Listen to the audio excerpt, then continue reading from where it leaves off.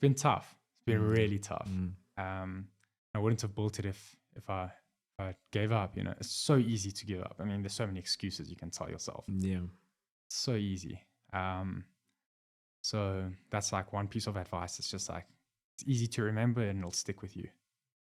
Never give up. Never give up. Yeah, that's a good one. It's always a great one. Now we're still protected. AI is not going to replace our jobs, right? So the best thing you can actually do to benefit from AI is to learn it so you can use it at work. So that's actually why I started my YouTube channel where I teach AI and automation. That's like all I teach. Essentially, it's going to be like AI employees, which don't take breaks. They don't sleep. You don't need to pay them. They don't ask for leave. They don't ask for leave. They don't complain. They don't make mistakes. Okay, they could make mistakes because AI does hallucinate sometimes. But as these models get smarter and smarter, the chances of them hallucinating like decreases. Welcome back to yet another episode of the Truth Talk podcast. My name is Larreth Jimu, and this episode is brought to you by Microsoft Academy. Today, we're joined by Mr. Leon Petrou. Leon, do you mind introducing yourself? What's up, guys? I'm Leon. I'm an engineer by degree and a teacher by passion. So I've basically spent the last couple of years teaching technology, specifically AI and automation online. And yeah, that's what I'm here to speak about today. Okay, take us through your journey, because I understand you did industrial engineering as a student, but now you are very much involved in the tech space. So please take us through your journey from doing that to getting into tech without a computer science degree. Yeah, sure. So basically, while I was studying at university, I heard those stories where they're like Mark Zuckerberg and Bill Gates and all these guys who start a business while at university and then they drop out and become billionaires. Yeah. And I was a little bit jealous. I was like, I want to be that guy. I want to drop out of university and become a billionaire. So I was like, okay, what business can I start? I literally took it from the beginning like that. And then I was like, well, I considered myself like a reasonably good teacher. And I thought like the teachers or the lecturers, the first year lecturers were like terrible, at least for the engineering department. And that's usually because they don't become lecturers because they want to be lecturers. They want to be researchers. And then they just like have to become a lecturer to like get their points or whatever. So then I was like, okay, I'm going to create some online courses. Well, actually, the original plan was I wanted to tutor, but then I was like, I don't have time because I need to study for university. So I was like, maybe I can record the videos or record videos of me teaching the content and then put them on the internet. And then this was like before like online learning was mainstream. I kind of thought I invented the idea. I was like, this is going to be big, online learning. When was that? This was in 2016. Yeah, maybe, no, 2015. Yeah, it was 2015. Okay. Yeah. So then I was like, okay, I'm gonna film this content and put it on the internet. So then I was like, okay, I need a website.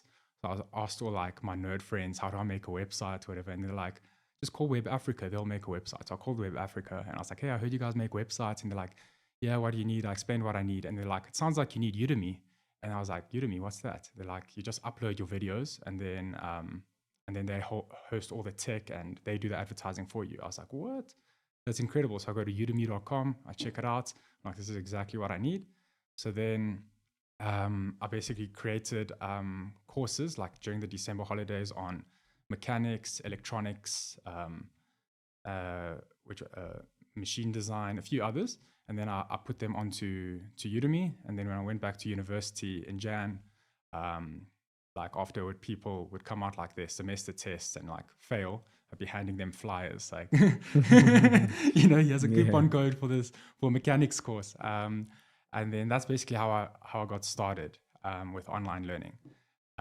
So I got my first batch of sales there, and then it became passive. People from around the world started to buy those courses. I thought only people from Turks were going to buy it. And people around the world were buying it. I was like, what? That's so cool. So then from there, I then graduated university. I didn't drop out, unfortunately.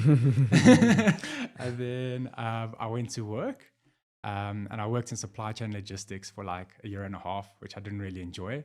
So I left that because I already had the Udemy thing going, earning me an income. So, and it was still earning me an income. I was like so confused. So I was like, okay, sick. At least I've got that to fall back on. I'm like, let me create more courses. And then I was like, okay, what course do I create? And then I created a course on Bubble. And then Bubble's a drag and drop software to build web applications. And that did a little bit better than the previous courses. But then I heard other people on Udemy were like making millions. I was like, what are these guys doing that I'm not? And then basically it came down to people who are teaching a niche topic that's in high demand and low supply on the Udemy platform. So I was like, okay, so I just need to find a topic that's in high demand, low supply, that no one's teaching on Udemy. I learn it and then I create the course and then I upload the course. So that's what I did. I found something. So on Udemy, they have something called Marketplace Insights, and they show like topics that are in high demand and low supply. And I went through like many of them because it only shows you 5 a day. So you have to keep logging in to go check them out. And then I discovered one called RPA. That's the one that like triggered my interest. It's called Robotic Process Automation. And I was like, what's that? So I Google Robotic Process Automation and it talks about like automating digital processes on your computer. And then I was like, wow, that sounds like really cool. And it's related to industrial engineering because it's like, system process optimization. So I went and did a free course that UiPath offer. UiPath's like the leader in RPA technology. I went ahead and did their free course. And then it was very academic and boring. So I was like, okay, I'm going to make it more like hands-on, project-based. And then I went ahead and I created a project-based course on UiPath. I put it on Udemy, and then like within a week it was a top seller, and it's been the top seller ever since. It's been like I think like 5 years now. Yeah. What would you say is the secret to success on Udemy? Secret to success on Udemy. So you need high ratings. So your course genuinely needs to be good. So in the long run, if your course is genuinely better than others, your course will rank above other courses and your course will be the top selling course. So yeah, it's ratings and reviews, obviously. And then the other one is then doing what I mentioned earlier, is creating a course that's in high demand and low supply. Because I tried now to create a prompt engineering course, but there were already like 300 prompt engineering courses on Udemy. So I was a little bit late. So even though my course is good and I get good reviews, like I only rank on the second page. So I'm not getting as much enrollment as I would if I were on the first page. So that's the only challenge. I was a little bit late. So it's timing and reviews. So does Udemy allow you to run adverts from an external platform onto their platform, or do you just rely on what they give you? So yeah, they do allow you, but the problem is if you're running paid ads to Udemy, you can't retarget the people who you're showing the ads to because you can't add a pixel onto Udemy. Oh yeah. So that's the issue, and a lot of the sales you get is from retargeting, not from the first time someone sees the ad. So what happens is you can run ads, but the chances of you having a profitable ad campaign is very low. I don't know anyone who's done it. There's been so many people who've tried. I've even tried. I can never get it profitable. I get a few sales here and there, but never enough for the sales to be more than the cost. Okay. Interesting. And then how does Futurize come into the equation? Yeah, so basically Futurize is my new venture, which is also online learning. But I thought that the issue with traditional online learning is that it's one size fits all, where it's like you create a course and then all the students consume the same course, right? If you were to look at like First Prize when it comes to learning, is basically like one-on-one tutoring where it's personalized learning. So if you can have a personalized learning experience, the learning experience for the students is much better. They'll learn much faster. They can ask questions. They get direct answers. So if you can have like a personalized learning experience, it's just that much more effective. So that's what I try to do with Futurize, where it's still online learning, but we use AI to personalize the learning experience. So currently it's a hybrid approach. We still have the online videos, but then we also have like an AI tutor, which it currently lives in two like mediums. It's a chatbot in the course player area where like it has access to like the course subtitles and you can ask questions. And then we also have like a little desktop assistant which can see your screen and you speak to your screen, and it speaks back to you. We call that ACE, Ask ACE. So, so ACE is currently like your helpful AI tutor that lives inside of Futurize, and it's also like a separate product, AskAce.ai, where you can download it and use it for general purpose stuff as well. And this Ask Ace AI, you built it on your own. Yeah, that's right. So I built that ironically with AI. So I used an IDE called Cursor, and Cursor is basically basically like Visual Studio. So if people aren't familiar with coding, it's basically just like a development environment where you write code. But what's unique about it is you can plug in your API key from AI vendors like OpenAI or Anthropic. And then what you can do is you can literally just tell Cursor what code you want to generate, so just with plain written text. So you can say like, write a function which converts my speech to text. Yeah. And then it'll do it. And then you try run it. If it runs into an error, you copy paste the error. You say, I'm getting this error. And then it tells you how to fix it. Then you try fix it. You run it. If it works, it works. If it doesn't, it's an iterative process. So yeah, it's a really cool tool. I've been using it for the past few months, and that's how I've managed to build ACE without any coding experience. That's actually scary.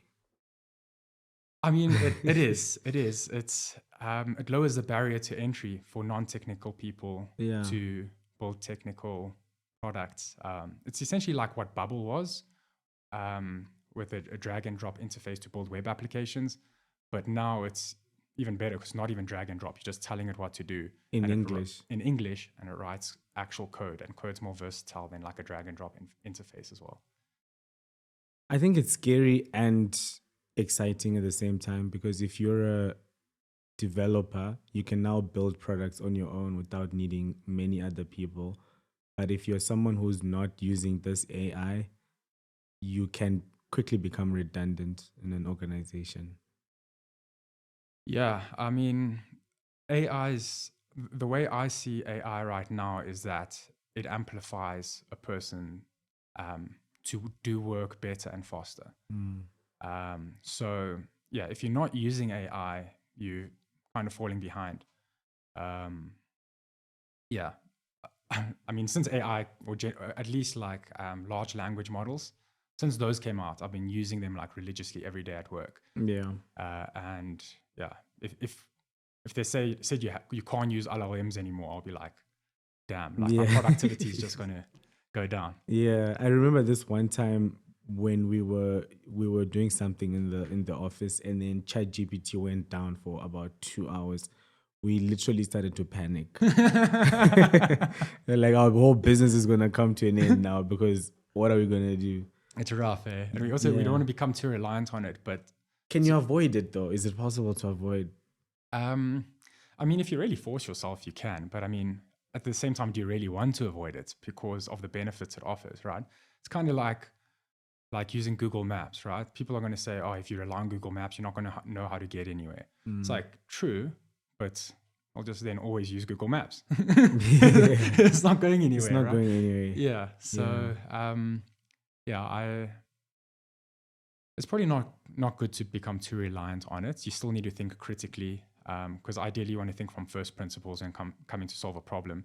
If you're asking a language model, you're just relying on something else to do the thinking, not someone else. Yeah. Yeah.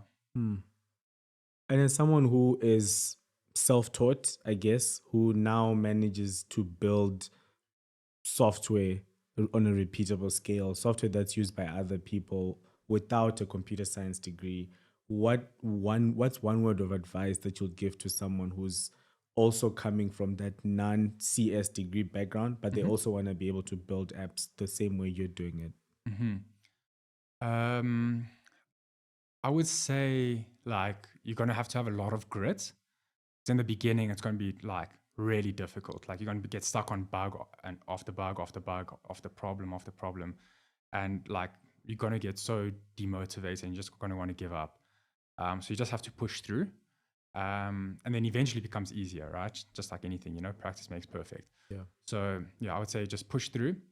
Another piece of advice I would say, like a more maybe tactical piece of advice, would be like you can start like a drag and drop kind of tool. So like to slowly start getting into tech, like start with like, drag and drop builders, use Wix or use Bubble, or use Webflow, those kind of tools. So you can get a general idea of how software is built.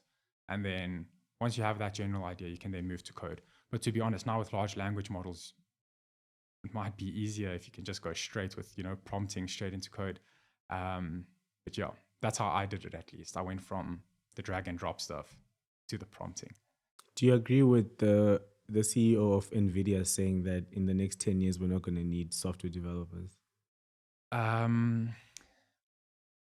So it's very difficult to predict the future, right? So I don't know if it'll advance to that point.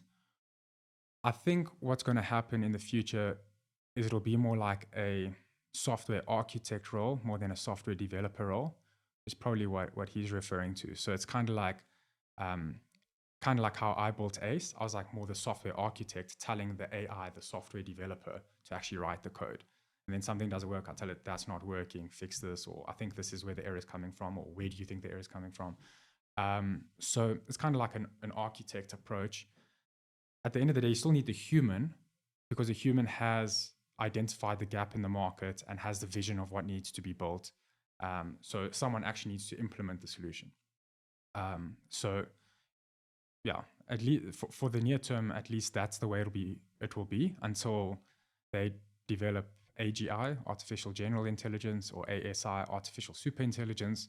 At that point, the AI is smarter than any human on earth, and it can probably do what it wants independently and go start a business, and can probably it'll use itself to write the code. It's not going to use AI. Yeah. I think the world is coming to an end. I don't know. It's so, I mean, even what's his name? Sam Altman, CEO of OpenAI. Yeah. He recently released something called Worldcoin. You hear about Worldcoin? It's basically a cryptocurrency that gets validated or verified by human biometrics, which is basically like scans your eye. So they have these things called orbs, and you can like order an orb to come to you, almost like an Uber, and then the orb comes to you, scan your eye to like verify it's you. But basically, they want like everyone in the world to have an account with Worldcoin. And my theory is that the purpose of Worldcoin is to distribute a universal basic income to everyone, because eventually AI will be doing all the work in society, and then everyone will just get this free money, and it'll be a lot. It won't be a little bit. It'll be enough to like live a very good life, where all humans won't actually need to work anymore. You could spend your time doing what you want. That sounds like a good thing. Sounds like a good thing, right? Yeah. I mean, it's kind of like animals. Animals don't really work. They just like live their life and enjoy. Yeah. Humans are a little bit different though. Like we like have other desires, Yeah. We desire like things like it's a sense of accomplishment, sense of appreciation, which work gives you. Work gives you a sense of purpose and fulfillment. So yeah, humans will need to adapt to find other ways to find their purpose besides work. But I don't think work will go away entirely. I think you'll still be able to work, and you'll probably just then need to compete with AI. Forget about it. I wouldn't even try it. So wait, so this universal basic income, once it comes into play, doesn't it give the owner of this Worldcoin so much power? Maybe they could, if you do something that makes them mad or upsets them, they just stop paying you your basic income. Probably. To be honest, I'm not too sure, but I do know it's built on the blockchain, so it's all processed like on multiple people's machines. It's not like centrally controlled. So I don't know. I don't think they do have that power. I think it was designed to avoid that exact situation. Yeah. I don't know. It's early days. It literally came out last week. It came out last week. Yeah. Oh, I haven't heard about it yet. Yeah. So it's either going to be a massive thing or it'll just die out. Because in order for it to work, like everyone needs to To be on it.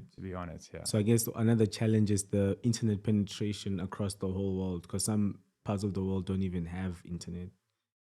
People will need internet to be on that Worldcoin, right? Essentially, yeah. Probably. Definitely. Interesting. There's a lot to unpack there. Okay, so I'm just a normal person. I'm working in a finance job at Standard Bank, or I'm doing marketing somewhere. How can me as a normal person use AI on a day-to-day basis to make my life better? So the easiest way I would say is probably just using one of these large language model providers like a ChatGPT or Claude. I personally use Claude. I used to use ChatGPT. But these models, like, they're neck and neck, like which one's better. Like currently at this point in time, Claude 3.5 Sonnet is the best model, which you can get on Claude's website. How is Claude better? So it's smarter, especially with coding, because I've been using it a lot for coding recently. So on all the coding tests and across all metrics for coding, like Claude wins. But GPT 4.0 is still good, and O1 is also really good. But yeah, specifically for coding, Claude 3.5 Sonnet's really good. And I also like Claude because it doesn't sound AI generated, especially for like content creation. Like if you're in marketing, I prefer the sound of Claude. Obviously, you can prompt it to sound differently, but yeah, I just prefer Claude in general. But ChatGPT is also really good. It's like neck and neck. Yeah. There's that website also, poe.com. Oh, yes. I've seen that, where there's like lots of different models you can choose from. Yeah. I haven't tried it, but Yeah. I think because the big issue with people is subscribing to the premium versions of every single AI. Yes. Now you find yourself having to pay $100 to have all the best four. Yes. But at least with poe.com, if you just have one subscription for $25, you can access all the large language models. Yes. Yeah, that's true. I haven't checked how the usage limits are and stuff, like if it's less for certain models, because now they need to distribute the subscription across all their different models. But yeah, that is quite a cool thing. There's a cool resource on a website called Hugging Face. It's a leaderboard where people rank responses from different AI models. So, and it shows like a real-time leaderboard on which is like the best AI model for certain categories. I'll give you the link. You can share it in the description. Thank you. I want to check it out. Sure. Yeah. So what's this RPA? Because you have a whole course on UiPath and robotic process automation. For the layman who's listening to this, what is RPA? What is automation? How does it work? Sure. So robotic process automation is basically a technology that can automate pretty much any digital process on your computer that was previously done manually by a human.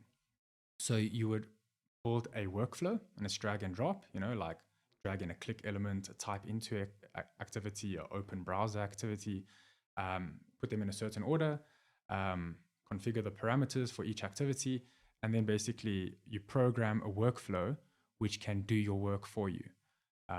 So for example, let's say you have a data capturing assignment where you have a bunch of invoices and you need to scrape the data from that invoice and capture it onto like some CRM system, right?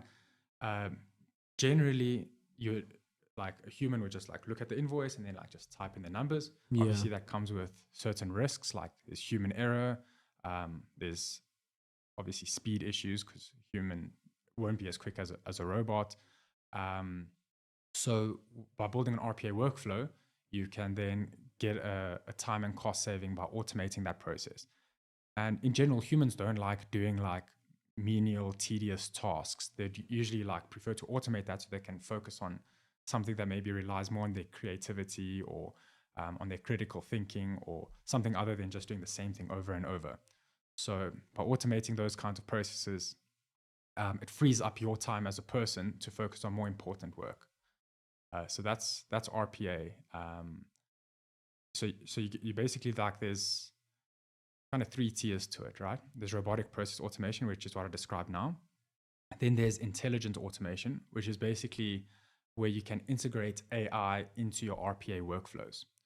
So generally when you build an RPA workflow, it's like rules-based, where it can only do like if-then kind of work, right? Whenever there's some kind of judgment or decision to be made, either you'll need a human in the loop within that process, which you can also set up with RPA, or now you can use AI. For example, you can plug in a large language model, or you can use like some machine learning script, which can do some kind of judgment-based prediction or decision, and it can use the response from that to continue the workflow. Sometimes you still need like human validation to like verify that what the AI generated is okay, and then the process can continue. That's intelligent automation. And then now the latest development, something called agentic automation, or agentic AI. And that is basically where instead of a human having to build out a workflow like the drag and drop, like I explained, instead of having to do that, you literally just type a prompt, like an English normal natural language prompt, and then it goes ahead and executes that task on your computer. And that's a brand new technology. It identifies the elements on the screen based on like the pixel position of the UI elements.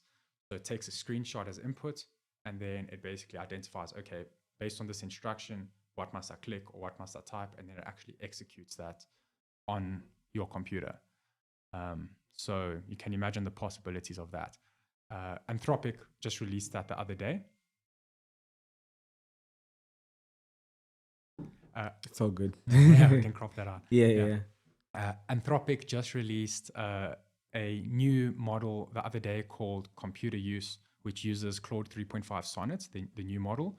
And what that's able to do is it's able to basically do anything you tell it to do just with a text prompt. So I feel like this is going to be the new wave of AI applications. So currently, like AI has just been chatbots, right? When you think of like how to use AI or these new AI startups, it's all just chatbots. But now the way AI will actually be used is through automation, and I feel like that's going to be the next wave of AI's practical use.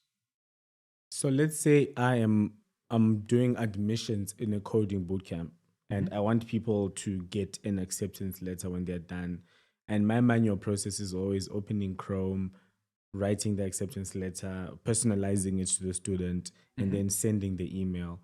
Are you saying now it's possible to just tell the AI, this is what I want to do, and then it does everything and it executes until the end? Exactly. And you can even like show it the process, like you can show it manually, like it'll basically record your screen. And you can say, I need to do this. You talk over it while you're explaining what you're doing. It takes that as the input prompt, and then it can automate that going forward. You can even set it on schedules. So UiPath is actually building this out. They're going all out with like agentic AI and agentic automation, because they see that's where the future is, and it definitely is. Essentially, it's going to be like AI employees, which don't take breaks, they don't sleep, you don't need to pay them. They don't ask for leave. They don't ask for leave, they don't complain, they don't make mistakes. Okay, they could make mistakes because AI does hallucinate sometimes. But as these models get smarter and smarter, the chances of them hallucinating like decreases. So like in general, the rule of thumb is if you want to automate a process, you use an API.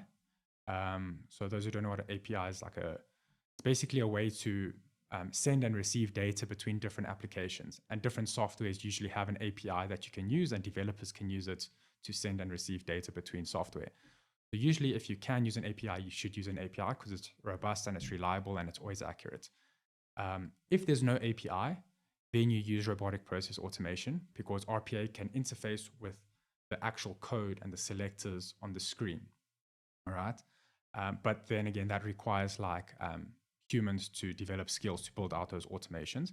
But at least like you're getting 100% accuracy when a task's getting executed. Then I would say the fallback would then be agentic AI, because even though the AI agents will be able to do the work efficiently, like 99% of the time, like that 1% could be critical, you know? Like imagine like it's making payments on your online banking, and then like it adds an extra zero, you know? Like you can't afford to make mistakes. So I would then say like agentic AI is like the last option. However, the main benefit of agentic AI is it can automate like once-off tasks for you. So before, like it only makes sense to automate a process if it's really repetitive and tedious, right? So because you're not going to go and automate something that you can just do once off and it'll take you the less or the same amount of time. You only automate it if it's going to like give you a good enough time saving. But with agentic AI, it's always going to be quicker to just explain what to do with a little text prompt than to actually go and do it. Like for example, let's say you needed to download an attachment from an email and store it in your Google Drive, right? Let's say that's a once-off task you need to do. You could either go and do that. It'll take you like maybe 5 minutes, maybe it'll take you 10 minutes because you forgot your login details or whatever. Or you could literally just tell AI, download the attachment from this email and upload it into my Google Drive with this email address. Click enter, and then like it can deploy some kind of remote desktop where the AI goes and executes it for you, and then like gives you feedback afterwards. Or you can even watch it do it if you really want. This is amazing. This is going to save so much time. Yeah, it'll save a lot of time. And I think it'll start from the private sector, because a lot of employers, I think, will opt for an AI instead of like expensive humans. You know, because the AI will be cheaper and it will be most likely more reliable. Right now, it's not. Right now, humans outperform AI when it comes to doing work. But in the future, I don't know how many years from now, might be next month, might be next year, might be 10 years from now, when the AI reaches that level, it will outperform all people with most tasks, I would say. But that's me speculating, right? Don't take it's the truth. If Leon says something, you better listen to it. It's the truth. Okay. So if I'm a person and I don't want to be replaced by these bots and the automations and all the things that are coming, I know I need to learn AI. I need to be a master at it. Where does one start? Okay. Yeah. So basically, the way I see it is, for now, we're still protected. AI is not going to replace our jobs, right? So the best thing you can actually do to benefit from AI is to learn it so you can use it at work. So that's actually why I started my YouTube channel, where I teach AI and automation. That's like all I teach. So what I'd recommend is using YouTube. Go to YouTube, check out some videos on prompt engineering for AI. For automation, you can check out tools like Zapier. That's for like the API automation that I mentioned earlier. There's also another one called make.com. So those are generally like, if you're just getting started with automation, there's probably some processes you could just use Zapier or Make to automate. If you want to learn RPA or agentic AI, that's also what I teach at Futurize. So I have free courses on Futurize. So all my courses are actually free for the first chapter. And then after that, it's like a subscription to access like all the content on the platform. So yeah, I would recommend that's where people start. And for small business owners, maybe someone who's a sole proprietor or freelancer, how can they use AI to benefit them? Yeah, for someone like that, I would recommend just like getting a subscription to one of these language models, or like Poe, like you mentioned. So ChatGPT, Claude, Poe. So what's a requirement for those is like you have to have some understanding of prompt engineering on how to write the prompts correctly so you get the best possible response. It's kind of like, it's like knowing how to research on Google, like you might just not know the right words to use to find what you're looking for. So that's an important skill. The benefit about what I did with Ask Ace is that it's integrated into your workflow. So you don't need to open up a separate chatbot and write out an entire prompt and get a response, because it can see what you're doing on your screen in real time, and you literally just ask it with your voice. So the time to value is much less. You don't have to go and spend time prompting. You literally just mid-workflow, you open up Ace with the keyboard shortcut. You ask it the question, like maybe I don't know, maybe you're building a website with Webflow and you don't know how to make a certain element responsive to change the size. You just ask it, hey, how do I make this header responsive? I don't know what to click, and then it'll tell you. Yeah, that's, and obviously not just Webflow, it applies to anything you're doing on your computer. If you're using Excel, if you're using any other software, because it's a general intelligence, it understands most softwares. So you've built Futurize on your own, if I'm not mistaken. Yeah. What are the pros and cons to building a startup on your own? Pros and cons to building it like entirely on your own. Okay, so the pros are obviously it's cheaper in the sense that you don't have to pay salaries or consulting fees, right? So it's much lower cost, essentially free except your time, right? So that's probably one of the biggest pros. Another pro is you can move fast, right? Because generally when you're working in a team, there's a lot of communication and there's a lot of like brainstorming amongst the team. Like you don't move as fast. So like they say, if you want to go fast, go by yourself. If you want to go far, go together. So that would be a con. Like I can't scale as much just doing this by myself. Yeah. Right. Who knows? Maybe now with AI agents, I can deploy like 1,000 remote AI agents, like doing all my work for me. So that's a possibility. But I would say, yeah, those are the pros and cons. There's a guy who said that the next unicorn, or we're getting to the stage where unicorns will be built by one-person companies. Yes. Because they can deploy all these AIs around. Yes. And I never thought I would live to see that day, because I always thought you need a team, you need a robust team to be able to build something. But thanks to AI, not anymore. Yeah, exactly. I think it was Sam Altman who said that. But yeah, maybe he's just saying that because he's trying to sell subscriptions to ChatGPT. I mean, we'd all do the same thing, wouldn't we?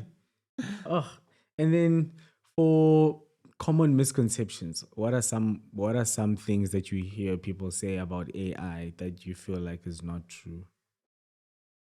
So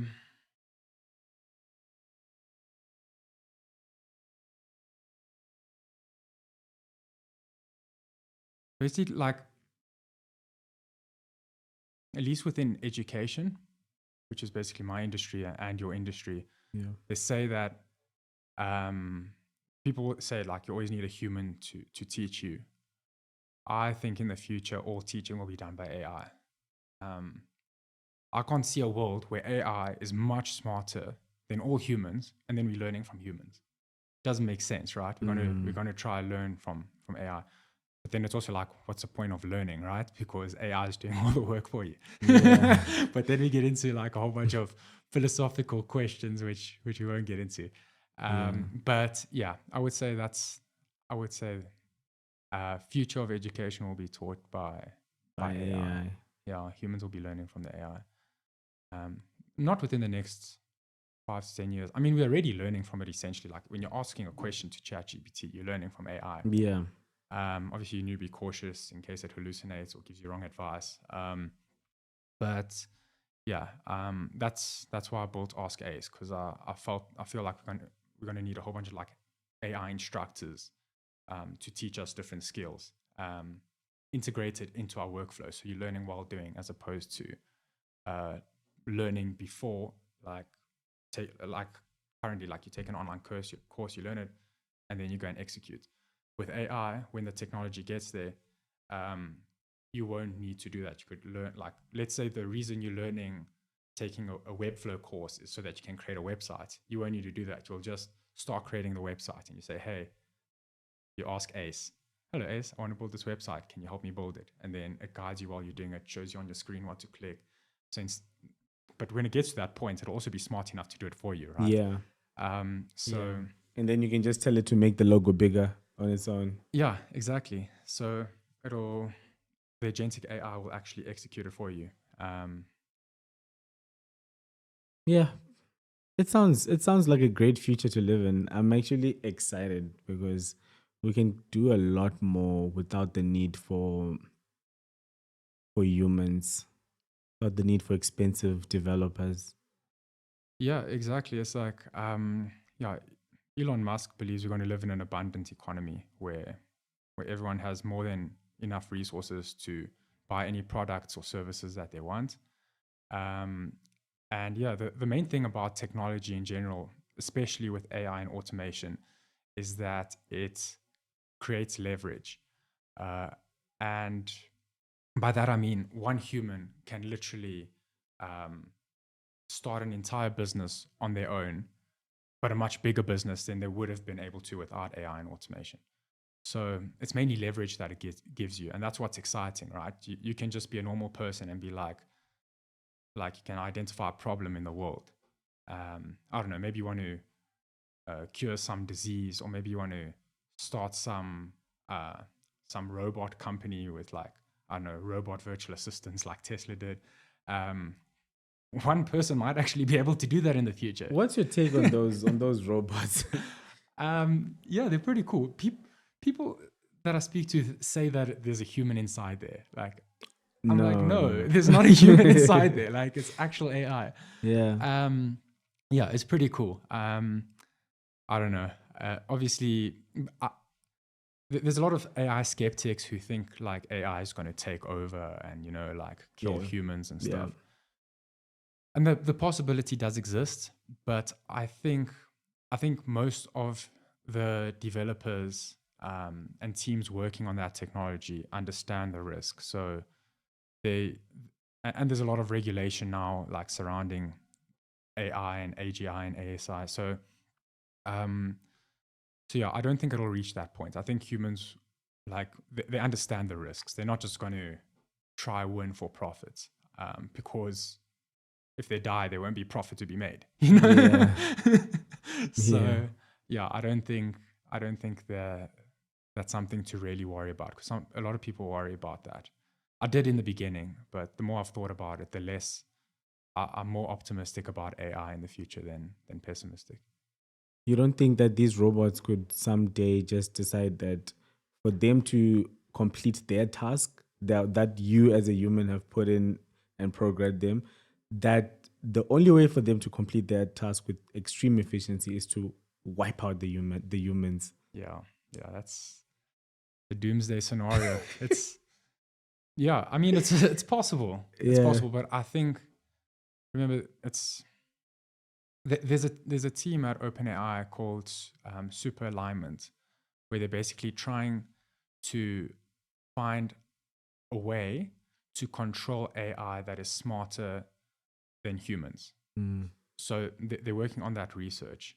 And I don't know if it's got to do with like human verification, like that orb thing, but I don't know. I haven't checked out the latest research on that. But I know that they did start that division, and they're recruiting like the smartest people in the world, paying them thick salaries to try and solve that problem. And they're trying to solve it within the next 5 years. So yeah, who knows what's going to happen? Yeah, who knows? Who knows? So I think you've played around, or with your content and your Udemy, you've managed to successfully set yourself up as a global person. Like, your stuff is consumed by people all over the world. Have you ever thought of actually leaving South Africa to go and do what you do elsewhere? I have thought about that, because I mean because I work completely remotely. I've even got an EU passport because I'm Cypriot, so I could just move to like pretty much anywhere in the EU tomorrow if I wanted to, but I don't, and it's simply because I love South Africa. I think South Africa is a great place. It's a great country. I love the people here. Everyone's super friendly. Everyone's nice. It's a low cost of living, not as low as it used to be, unfortunately. But yeah, you can live a really good life in South Africa. If you move to the UK or you move to Europe, you're living in like a tiny little place and you're paying like 20,000 Rand a month, you know. Whereas here for 20,000 Rand a month, you're living like like a rock star. So yeah, I love South Africa. So that's why I'll stay. I mean, I'll stay here until South Africa gives me good reason to leave, you know. Obviously the crime is obviously really bad here. But as a local, you know what areas to avoid, so you just don't expose yourself to those areas, and then everything's good. You just need to sacrifice some things, like just don't walk on the streets. You just drive everywhere. And that's pretty much it, right? Yeah. Yeah. Well said. That's a very good answer for those that are considering to leave. Very good answer. And how did you manage to position yourself as a global player?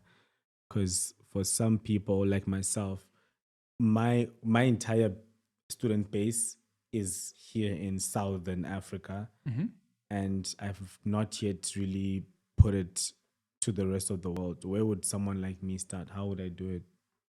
So, so the way I started, right, is Udemy is already an American company, and Udemy have students from all around the world. So I was just by default, I was getting international students, and mainly international students, because Udemy is an American platform. So like most of my students are either in the USA or in India. Um, then when I upsold those students to my other programs, like my complete RPA bootcamp, which is like a platform to like get people certified with RPA and get a job. When I upsold them to that, they were already based in those countries. So what I did is I registered an entity in the US. So I've got an American company. So I charge in dollars. And generally, if you try to sell to anyone in the world, if the currency is US dollars, people are a lot more open to buying or subscribing to that product, even if they're not based in America, because they trust USD, right? Whereas if, like, imagine you're in Singapore and you go onto a website and the currency's in ZAR, South African Rand, you're just going to be like, oh, what's that? Whatever, click out, go to the next website. But if it was in dollars, maybe you'd actually consider it. And if the domain name, like if it's a .co.za, obviously like, oh no, that's for some other country or whatever, you'd ignore it. But if it's a .com or .io or something generic, people overseas would be a lot more trusting of that product. So yeah, that's what I would do. I would make sure that domain name is internationally friendly, the currency is internationally friendly, and then what you can do is just either partner with companies overseas and take advantage of their distribution channels, or you could just like try go B2C and like run ads directly in those locations. Because I mean, living in South Africa, I mean, we have access to the internet, right? So all you need to do is like run ads in other countries, and then you attract people from those countries. Just don't run ads here. Yeah, so that's the way I see it. But yeah, I mean, it's obviously targeting South Africans are obviously very important as well, because South Africa has an education problem. So Yeah. you're solving a bigger problem when you're targeting South Africans, whereas when you're targeting Americans, you know, not solving as big of a problem. Yeah. What is the education problem in South Africa? Education problem in South Africa, I think it just starts from like preschool and primary school. It's just like the quality of teachers in those schools just aren't up to scratch. I think if you can improve the teachers, because the curriculum standard, right? If you're learning a GDE curriculum, the government curriculum, I mean, you get really good government schools and you get really bad government schools. Yeah. So yeah, if I were the government, I would invest a lot more money into improving the government schools across the country, hiring better teachers, ensuring there's proper management of those schools. And I think because it starts from the ground, I mean, by the time someone's an adult and they're uneducated, it's hard to go and teach them coding, you know? Yeah. Yeah. Yeah. Unless they just use prompts. Yeah. Oh, that's actually that is sad. That is sad. So I guess the problem is the grassroots of the education. It's actually at the beginning. It's not just teaching people how to code. To solve the real problem, we have to start at primary school, preschool. Yeah. Yeah, I would say that's where you have to start. And Yeah. as a private company, it's very difficult to do that. I mean, it's possible. There's companies in South Africa who are doing that. But yeah, the governments have the best, are positioned the best to solve that problem. And they need to do it. Yeah. I hope they will. I'm losing faith, but let me stay strong. I hope they fix that those problems.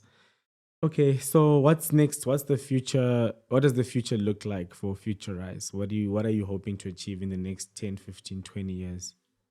Sure. So basically, what I hope to achieve with Futurize is that it will be like the go-to online education platform, which will be taught by AI instructors, um, where basically it's hyper-personalized learning. So if you want to learn something, you go to Futurize. You either type in what you want to learn, or you just tell it what you want to learn. Um, then like an AI agent or instructor will be generated for you. And then basically it learns about you, it learns about your problems. Maybe you can give it access to your computer or your data. And then basically the learning begins, and it's two-way communication with a lot of like visual communicators, like let's say you need to click on a button, like it'll put a little circle around that button, like click there, type here, or whatever, right? Because I mean, when it comes to doing work, right? I think it's still going to be a long time until the AI is able to execute um, like everything for you. Yeah. So before that comes, humans still need to upskill themselves on those technologies and tools. So I don't think that's going to go away. So yeah, that's where I see Futurize. It'll be an AI agent teaching you one-on-one personalized learning, and it's basically as optimal as learning can get. Besides maybe like just downloading a book into your brain, like Elon Musk's Neuralink, right? Yeah. Who knows where that's gonna go? Yeah. But yeah, that's where I see Futurize. It's a fun and engaging way to learn with AI. Would you get the Neuralink chip? Yes, that's a question, eh? I definitely won't be one of the first. I won't be an early adopter.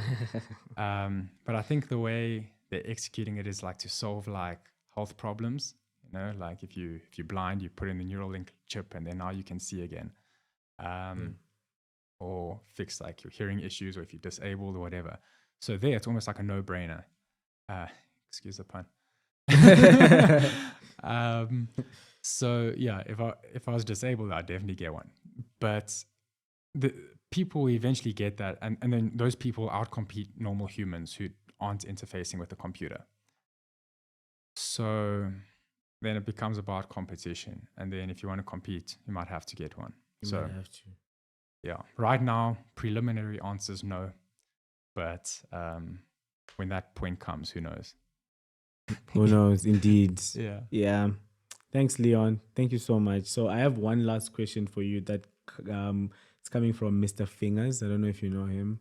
That cybersecurity guy on TikTok. That's what he calls himself. Okay.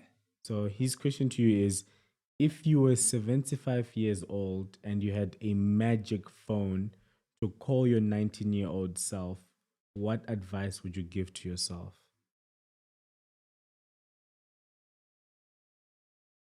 I'd first have to be 75 to know what advice I'd give. But I think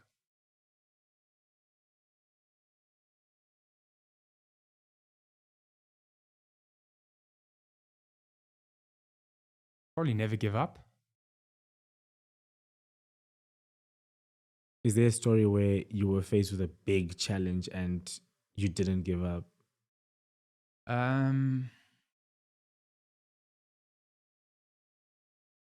Probably like most things in life, right? I mean, university degree, engineering's not easy. Yeah. Didn't give up there. Building this Ask Ace product, like not being a computer scientist, zero coding experience, and building like full scale like desktop application without any coding experience. It's been tough. It's been really tough. I wouldn't have built it if I gave up. You know, it's so easy to give up. I mean, there's so many excuses you can tell yourself. Yeah. It's so easy. So that's like one piece of advice. It's just like, it's easy to remember and it'll stick with you. Never give up. Never give up. Yeah, that's a good one. It's always a great one. Okay, awesome. And then any question that you would like to leave for our next guest? without knowing who the next guest is, I Yep. have to just leave a question. Please.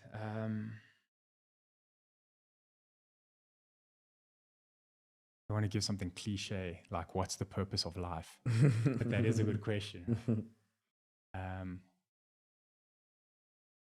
Maybe ask, what is your why? What is your why? Yeah, keep it open-ended. Interesting, Mr. Simon Sinek. Yeah, I haven't even read the book, but I like the title. Yeah, cool. Thank you so much, Leon. Thank you so much for your time. Thank you for coming, sharing all the info, the knowledge that you've dropped about AI and automation. I think more people need to look into automation, especially those that are complaining about having a big workload or not knowing how to actually use this AI above and beyond just ChatGPT. Thank you so much for your lessons, and selfless plug. If you want to share your courses, where can people reach out to you? How can people find you and stuff like that? Sure, thank you. Yeah. So to check out my courses, you can go to futurize.com, futurise.com. I have 3 courses where I teach AI and automation, and the first chapter is free. Don't need to give your card details. You can just sign up and start learning straight away. And if you are interested in Ask Ace, the personalized AI learning product, you can check it out at askace.ai. That's www.askace.ai. Awesome. Awesome. Thank you. Thank you so much. And everyone, thank you so much for watching again. Don't forget to like, comment, subscribe, and always remember that the truth shall set you free. Goodbye, everyone. Ciao.